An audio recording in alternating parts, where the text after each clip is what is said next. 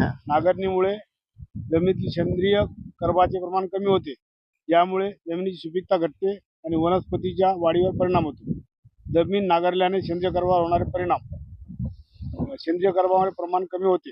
नांगरणीमुळे जमिनीतील सेंद्रिय पदार्थ सूक्ष्म जीवापर्यंत मार्फत लवकर विघटित होतात. यामुळे जमिनीतील कार्बन डायऑक्साईड CO2 वायूच्या स्वरूपात वातावरणात सोडला जातो आणि सेंद्रिय कर्बाचे प्रमाण कमी होते. बरोबर.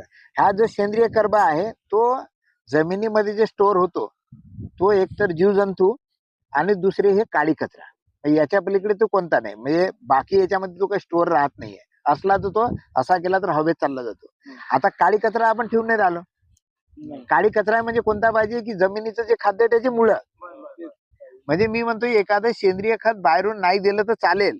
तुमच्या जमिनीमध्ये जेवढे मुळं आहेत ना ते जरी तेवढे ठेवले तर ते कितीतरी ट्रॉल्या होतील. मी त्याची क्वांटिटी जर पाहिली